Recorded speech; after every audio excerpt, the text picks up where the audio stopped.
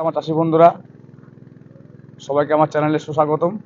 আমি ফার্মার মনোজ চলে এলাম আজকে নতুন একটি ভিডিও নিয়ে। আজকে আমরা এসেছি বন্ধুরা, একটা পটল চাষ করেছে এখানে আমার মামা মাচাতে। মাচাটা খুব সুন্দর তৈরি করেছে। এই বাঁশের উপর এই যে মেনাবনের কাঠিগুলো দিয়েছে এখানে, খুব সুন্দর একটা শক্তপোক্ত মাচা তৈরি করেছে। এরকম মাচা সচরাচর দেখা যায় না, খুব সুন্দর মাচা এবং খুব মজবুত হয়েছে। যত লোডই পড়ুক মাচার মোটামুটি কিছু হবে না, ঝড়ঝাপটা থেকে মোটামুটি ভালোই রক্ষা পাওয়া যাবে। খুব সুন্দর মাচা করেছে।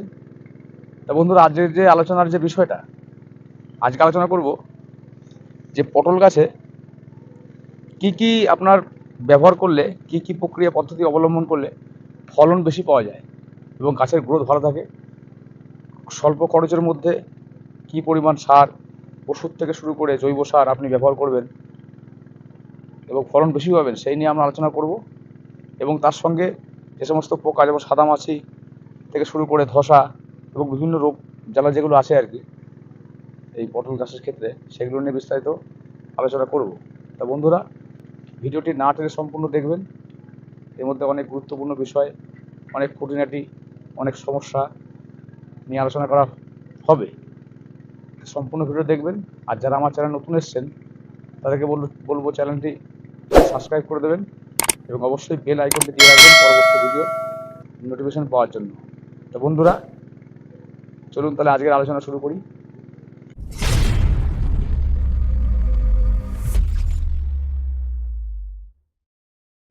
তা বন্ধুরা, তা আলোচনা শুরু করব তার আগে এই মামার সঙ্গে একটু পরিচয় করে নিই। আমার সঙ্গে আগে পরিচয় হয়েছে, একটা টমেটো নিয়ে, মানে টমেটো চাষ করেছিলেন, সেই নিয়ে একটা ভিডিও করা হয়েছে। তার নতুন যারা বন্ধুরা আমার চ্যানেলে এসেছেন তার সঙ্গে একটু মামার পরিচয় করে দিই। মামার নাম ঠিকানা একটু বলবেন। নাম অশোক গায়েন, কুমিরকোলা গ্রাম, থানা বলো। থানা খণ্ডঘোষ, জেলা বর্ধমান। তা বন্ধুরা, আপনারা মামার সঙ্গে পরিচয় করে নিলেন। আজকের যে আলোচনা বিষয়টা আপনাদের বললাম, যে আজকে একটা পটল গাছের ফলন বৃদ্ধির ক্ষেত্রে এবং সমস্ত পরিচর্যা থেকে শুরু করে সমস্ত বিষয় নিয়ে মামার সঙ্গে আলোচনা করবো। তা মামা, তা গাছ তো দেখছি খুব ভালো সুন্দর গাছ হয়েছে, এর পিছনে রহস্যটা কি? রহস্য ওষুধপালা, সব রকম যখন যেটা দরকার তখন সেটা প্রয়োগ করতে হবে, এই আর কি। আমি তো বিভিন্ন মাঠে মাঠে বিভিন্ন জায়গায় ঘুরে বেড়াই। তা সত্যি কথা বলতে মামা, এইরকম তোমার মাচার কোয়ালিটি আর এরকম গাছ চোখে পড়ে না। তো এই যে মাচাটা করেছো, এই যে এই বেনাগুনের কাঠিগুলো দিয়ে থেকে শুরু করে, এই আইডিয়াটা কোথায় পেলে? এই আইডিয়াটা আমার নিজের থেকে আর কি। আচ্ছা, নিজেই এটা উদ্ভাবন করেছো যে এটা করলে হয়তো? নিজে এটা করেছি যে এই কাঠি দিয়ে করলে মাচাটা এরকম ভাঁজ হবে না আর কি। আচ্ছা, মাচাটা সব দিনই এরকমই থাকবে আর কি। মানে যতই লোড পড়ুক, যাই হোক যতই লোড পড়ুক ভাঁজ হবে না, ভাঁজ হবে না। মানে অন্যদের সুতো দিয়ে যারা করে থেকে শুরু করে ভাঁজ হয়ে যাবে, ভাঁজ হয়ে যায়, কিন্তু লোড এটা ভাঁজ পড়লে হবে না। ভাঁজ হয়ে যায়, নিচ থেকে পটল ছিঁড়তে অসুবিধা হয়। হ্যাঁ, আর এতে এই কোনো অসুবিধা নাই আর কি। মালচিংও দিয়ে আছে দেখছি, মালচিং এ তো একটা মালচিং এর সুবিধা তো আছে। মাঝে ঘাসটা হবে না, তার জন্য মালচিংটা দেয়া। মালচিং এ ইয়ে রোদের সময় হিট হচ্ছে না মামা? হিট হলেও এই এতটা উপরে হাইটে হিটটা আসে না আর অতটা কি। ক্ষতি হয় না। অতটা ক্ষতি হয় না। তা বিষয়টা বলি মামা, যেটা আলোচনা করব, তা এই যে দেখতে পাচ্ছি গাছের যা গ্রোথ, বয়স কতদিন গাছের? এই বয়স এই 2 মাস 2.5 মাস। ও কি মাসে লাগিয়েছিলে? এটা মোটামুটি কি মাস? এটা কি, এটা তো বৈশাখ মাস। বৈশাখ মাস, তাই তো? তাহলে ফাল্গুন মাস করে লাগিয়েছিলে নাকি? হ্যাঁ, ফাল্গুন মাসে ফাল্গুন মাসের প্রথম দিক করে প্রথম দিক লাগানো আছে লাগিয়েছিলে। গাছটা। তা এর পিছনে এই যে কতটা জায়গা এখানে? জায়গা হবে ওই 8 কাঠা। 8 কাঠা। কেমন কি সার দিলে এখনো পর্যন্ত? সার এখন পর্যন্ত খোলটা বেশি খাওয়ানো আছে, 50 কেজির মতো খোল খাওয়ানো আছে। সর্ষের খোলটা? সরষের খোল। অত বেশি খাওয়ানোর উদ্দেশ্যটা কি?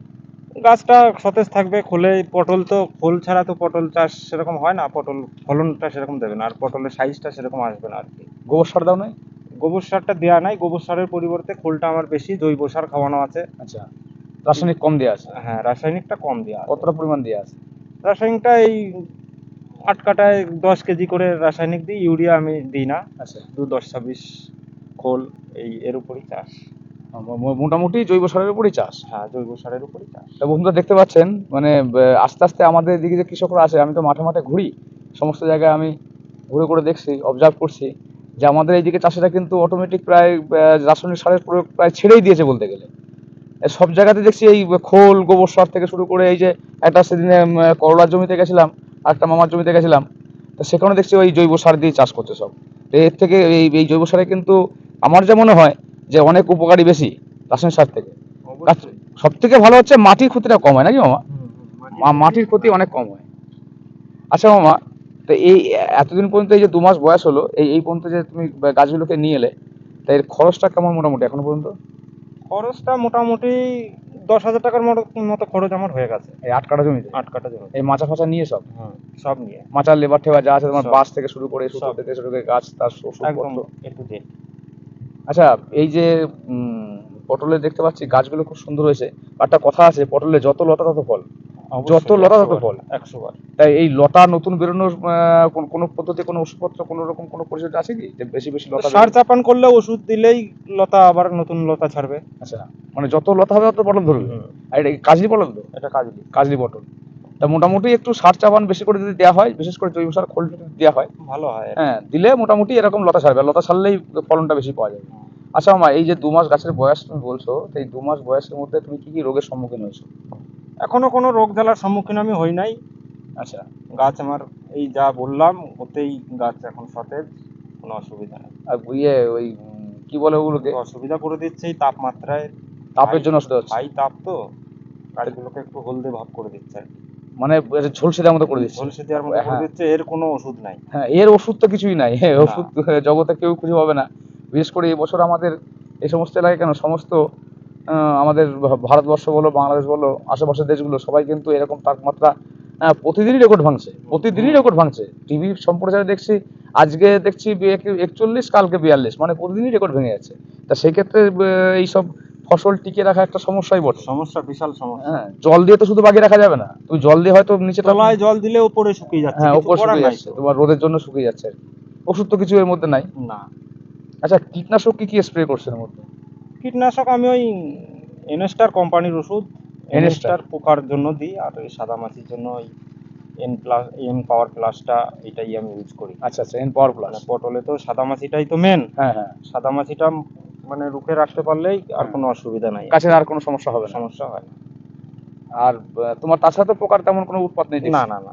আচ্ছা মামা, আর একটা পটলের যে মেন রোগটা, সব জমিতে আমি যাই দেখি, চাষের সঙ্গে আরো আমার যে দর্শক বন্ধুরা আছে তারাও অনেক সময় কমেন্ট করে যে পটলের যে ধসা রোগের প্রতিরোধটা কেমন কি করে যায়। তো ধসা তো মারাত্মক রোগ, তা সেই বিষয়ে কি চিন্তা ভাবনা করছো? কি কি কি রকম, প্রতিষেধক থেকে শুরু করে কেমন ব্যবস্থা নিচ্ছো? ধসা, আমি এখনো ধসা ইউজ করি নাই। তবে যখন ধসা লাগবে তখন দোকানে যেতে হবে, মার্কেটে যে বলতে হবে ধসার কি ভালো ওষুধ আছে, আচ্ছা, সেটা এনে দিতে হবে। মার্কেটে তো বিভিন্ন রকম ওষুধ আছে। আছে, এবার তার মধ্যে ভালো যেটা সেটাই ইউজ করতে হবে। মানে দোকানদারের উপর নির্ভরশীল, দোকানদার মোটামুটি তখন হ্যাঁ। দেয় ওটা। হ্যাঁ। যে যদি বলা যায় যে আমার ধসা এরকম লাগছে কি লাগতে পারে, আচ্ছা ধসা লাগার আগে কি কোনো প্রোটেকশন দেওয়া যায় যে আমার জমি ধসা লাগাতে দেবো না আমি?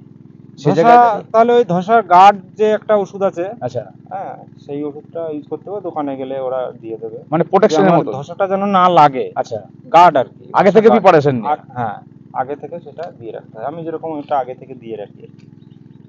তার জন্য মানে ওই আগে থেকে দিয়ে রাখলে মোটামুটি হুম। এই সমস্যাটা আসে না। আচ্ছা মামা, এই একটা দেখতে পাচ্ছি, এটা ক্যামেরা পার্সনকে দেখানোর জন্য, এই যে পটলের উপরে যে হলুদ হলুদ যে ফোটা ফোটা দাগগুলো পড়েছে, দেখো ওই পটলটার উপর আছে, এইগুলো কি? এগুলো কি সমস্যা এগুলো? ওগুলো পটলের কোনো সমস্যা নয়, প্রত্যেক পটলেই আছে। ওটা কোনো পোকা নয়। ওখানে কোনো এই ক্ষয়ক্ষতি? পটলগুলো আছে, এই যে না, এর কোনো ক্ষয়ক্ষতি নাই। এগুলো এরকম থাকে তাই তো? এরকম থাকে, প্রত্যেক পটলেই আছে। তা মামা, এখানে যা প্রোগ্রাম তুমি করে দেখছি, এটা ক মাসের ফসল মোটামুটি? 2 মাস তো হয়ে গেল। মোটামুটি 8 মাসের ফসল এটা। 8 মাস, প্রায় বছর গড়িয়ে যাবে। হুম। টার্গেট কেমন কি আছে? কেমন কি প্রফিট, বিক্রি বাটা করতে পারবে? প্রফিট আমি এই টার্গেট তো পর্যন্ত থাকবেই মামা। মোটামুটি 20,000 টাকার মতো বিক্রি করে ফেলেছি। এর মধ্যে বিক্রি করে ফেলেছো হ্যাঁ। 20,000 টাকার মতো? হ্যাঁ, আর খরচা 10,000 টাকা হয়েছে? 10,000 টাকা খরচা হয়েছে। আচ্ছা, আর খরচা তো তেমন কিছু, তুমি যা বলছো খরচা তেমন কিছু তো আহামরি কিছু না। না, মানে তুমি যখন জৈব সারের উপর চাষটা করছো আর বলছো কীটনাশক, তো তেমন কিছু নিজের খাটনিটা যা যায় আর কি। ওটা তো খাটনি, দেখো কষ্ট না করলে জীবনে কিছুই হবে না। আর তারপরে বলছো যে পোকা থেকে শুরু পর্যন্ত প্রায় নাই বললেই চলে। না, হ্যাঁ, খোলটা বেশি পরিমাণ দেওয়া আছে, আর যে যে ধসা কাঠ ওগুলো তো আগে থেকে দেওয়া আছে মোটামুটি, হ্যাঁ। পোকা উপদ্রব তেমন কিছু নেই। এখন তোমার মেন যে সমস্যা হচ্ছে সেটা হচ্ছে তোমার রোদটা। রোদটা। রোদে পাতাগুলো ঝলসে যাচ্ছে। এই যে দর্শকদের দেখাবো, এই যে পাতাগুলো লাল লাল হয়ে যাচ্ছে, এগুলো কিন্তু কোনো রোগ নয়, এগুলোর একটাই হচ্ছে রোদ। রোদের এই তাপে। রোদের তাপের জন্য এটা হচ্ছে কিন্তু। এটা ঘাবড়ানোর কিছু নেই। এখন যা বর্তমানে যা টেম্পারেচার চলছে আমাদের বর্ধমানে প্রায় 42-এর উপরে নাকি 41-42 তাপমাত্রা চলছে।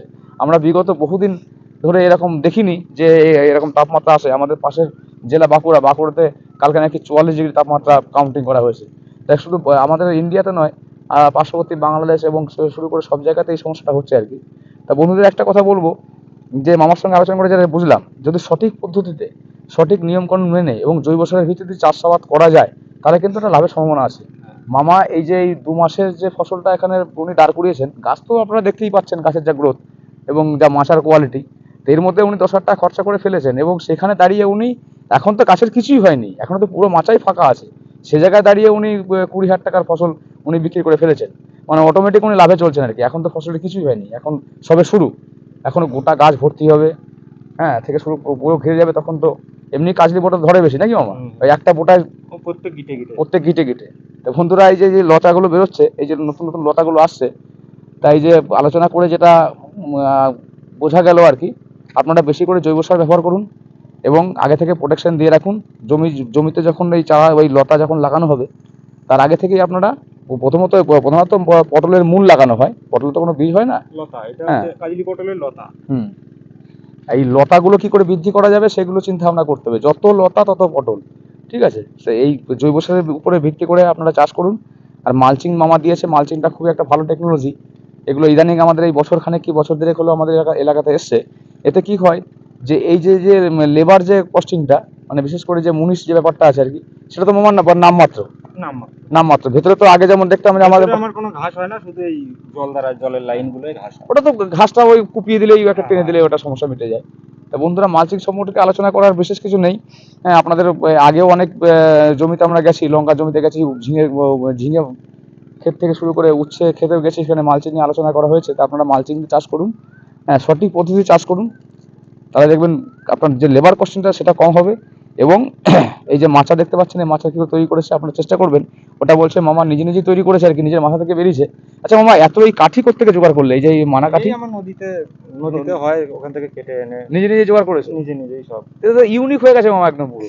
আমাকে বাজার সেদিন বলছিল যে ওই যে মামার জমিতে যে একটা ভিডিও কর, ওখানে মাথাটা দেখবি খুব সুন্দর মাথা হয়েছে। তা বন্ধুরা, আপনাদেরও বলবো যে দেখুন, নিজের মাথা থেকে বুদ্ধি খাটিয়ে এটা উনি তৈরি করেছেন। দেখুন, মানুষের মধ্যে কার মধ্যে কি আছে বলা যায় না, কখন কার মধ্যে কি বুদ্ধি বেরাবে, হ্যাঁ, সেইগুলো ওরা সেটা সঠিকভাবে প্রয়োগ করলেই কিন্তু অনেক লাভবান হওয়া যায়। তাই মাচাটা দেখতে পাচ্ছি, মাচাতে মনে হচ্ছে ফসল ওঠা পর্যন্ত এর কোনো ক্ষয়ক্ষতি আশা করি কিছু হবে না। তা বন্ধুরা, আপনারা সঠিক পদ্ধতিতে চাষ করুন, জৈব সার দিয়ে চাষ করুন বেশি বেশি করে। আর আগে থেকে যে কীটনাশক থেকে শুরু করে যে ধসা ফসাগুলো আলোচনা করা হলো, এইগুলো একটু আগে থেকে প্রোটেকশন দিয়ে রাখবেন, তাহলে লাভবান হবে। তো বন্ধুরা, আলোচনা তো করা হলো পটল, আজকে এই মাচার পটল চাষ নিয়ে বেশ কিছু বিষয়ে আলোচনা করা হলো, কী করে গাছের গ্রোথ করা যাবে। তা আজকে যে মুখ্য যে বিষয়টা বোঝা গেল আর কি, গাছের যা ক্ষয়ক্ষতি এখন বর্তমানে তাপমাত্রা করে দিচ্ছে, তাছাড়া তো তেমন কিছু দেখা যাচ্ছে না। উনি পুরোটাই জৈব সারে চাষ করেছেন। তা এরকম নতুন নতুন ভিডিও আরও আমার চ্যানেলে পাওয়া যাবে। তা যারা চ্যানেলে নতুন এসেছেন তারা চ্যানেলটাকে প্লিজ সাবস্ক্রাইব করে দিয়ে যাবেন এবং অবশ্যই বেল আইকনটা দিয়ে রাখবেন যে পরবর্তী ভিডিও নোটিফিকেশন পাওয়ার জন্য। আর এই ভিডিওটা যাদের ভালো লেগেছে তারা একটা মূল্যবান কমেন্ট করে দিয়ে যাবেন এবং একটা লাইক দিয়ে যাবেন। তো বন্ধুরা, আবার দেখা হবে, আবার নতুন একটা চাষ নিয়ে, নতুন একটা সম্ভাবনা নিয়ে, নতুন একটা উদ্যম নিয়ে একটা ভিডিওতে আসবো। ততক্ষণে সবাইকে ধন্যবাদ, নমস্কার। সবাই ভালো থাকবেন। এই রোদ গরমে বেশি বাইরে বেরোবেন না, বিশেষ করে দুপুরে যে রোদটা আছে ওটা অ্যাভয়েড করে চলবেন। সকালের দিকে কাজ করুন, ভোরের দিকে মাঠে চলে যান, যে কাজকর্মগুলো আছে করে নিন। আবার যখন বেলাটা কমবে তখন যে মাঠে কাজ করুন, রোদের বেলায় কাজ করবেন না। জীবনটা আগে। যে হারে তাপমাত্রা বাড়ছে, প্লিজ এগুলো অ্যাভয়েড করুন। বেশি বেশি করে জল খান, শরীর সুস্থ রাখুন, শরীর ঠান্ডা রাখুন। আর সবথেকে বড় কথা হলো, আমরা তো চাষিবাসী মানুষ, তা কবি ভাষায় আবার বলি যে আমরা চাষ করি আনন্দে, মাঠে মাঠে বেলা কাটে সকালে তো সন্ধে। তা সকাল সন্ধ্যেই কাজ করুন, দুপুরে এই রোদের মধ্যে কাজ করবেন না প্লিজ। শরীরটাকে যত্ন নেবেন। ধন্যবাদ।